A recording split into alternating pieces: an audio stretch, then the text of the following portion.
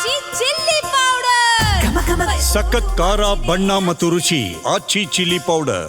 DCM DKShi CM ಆಪ್ತರಾದ ಮಾಜಿ ಸಚಿವ ಕೆಎನ್ ರಾಜಣ್ಣ ಅವರನ್ನ ಭೇಟಿ ಮಾಡಿದ್ದಾರೆ.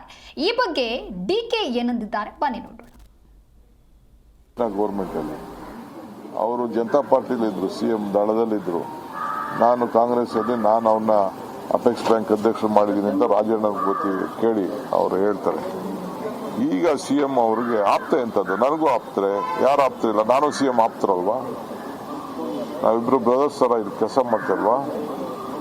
ಈ ತರ ಯಾವ್ದಾದ್ರು ಒಂದು ಇಶ್ಯೂ ಗೌರ್ಮೆಂಟ್ ಅಲ್ಲಿ ಲಾಸ್ಟ್ 16 ವರ್ಷದಿಂದ ನಮ್ಮ ಪಾರ್ಟಿಗೆ ಬಂದಾಗಿಂದ ಯಾವ್ದಾದ್ರು ಒಂದು ಇಶ್ಯೂ ಏನಾದ್ರು ಡಿಫರೆನ್ಸ್ ಆಫ್ ಒಪಿನಿಯನ್ ಇದೆಯಾ? ಎಲ್ಲೂ ಒಪಿನಿಯನ್ ಇಲ್ಲ. ಹೌದು, ರಾಜಣ್ಣ ನಮ್ಮ ಶಾಸಕರು, ನಮ್ಮ ಜೊತೆ ಮಂತ್ರಿ ಆಗಿದ್ದವರು.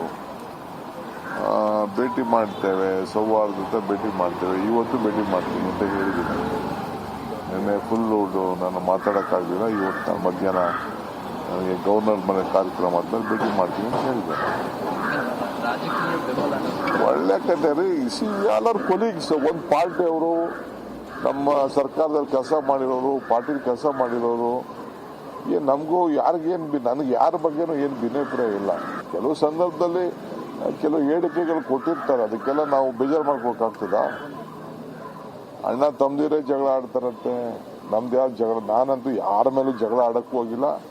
ಯಾವ ವಿಚಾರಕ್ಕೂ ನಾನು ಇವತ್ತವರೆಗೂ ಒಬ್ಬರ ಮೇಲೆ ಒಂದು ಸ್ಟೇಟ್ಮೆಂಟ್ ಮಾಡಿಲ್ಲ. ನನ್ನ ರೆಕಾರ್ಡ್ ನೀವು ತೆಗೆದು ನೋಡಿ. ವಿರೋಧ ಪಾರ್ಟಿಯವ್ರ ಮೇಲೆ ಅವ್ರೇನಾದ್ರು ಸ್ಟೇಟ್ಮೆಂಟ್ ಮಾಡಿದ ಅವ್ರಿಗೆ ಉತ್ತರ ಕೊಟ್ಟಿರ್ತೀನಿ ಹೊರತು ನಾನು ಯಾರ ಮೇಲೂ ನಾನು ಕೊಡಕ್ಕೆ ಹೋಗಲ್ಲ. ಯಾವ್ದಾದ್ರು ಒಬ್ಬರ ಮೇಲೆ ನಾನು ಹೋಗಿರೋದು ಯಾವ್ದಾದ್ರು ಒಂದು ತೋರಿಸಿ. ಡಿ.ಕೆ. ಶಿವಕುಮಾರ್ ಅವರು ಭೇಟಿ ಮಾಡಿದ್ರು ಸರ್, ತಮ್ಮನ್ನು ಹುಡ್ಕೊಂಡ್ಬಂದು.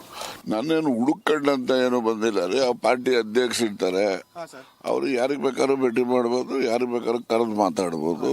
ಮತ್ತೆ ಅವರು ಯಾರಿಗೆ ಬೇಕಾದ್ರೂ ಹೋಗಿ ಮಾತಾಡೋದಕ್ಕೆ ಅಧ್ಯಕ್ಷರು ಪಕ್ಷದ ದೃಷ್ಟಿಯಿಂದ ಏನೆಲ್ಲ ಮಾಡಬೇಕು ಅನ್ಸುತ್ತೆ ಅದನ್ನ ಅವ್ರು ಮಾಡ್ತಾರೆ. ಅದರಲ್ಲೇನು ಯಾವುದೇ ರಾಜಕಾರಣ ಏನಿಲ್ಲ.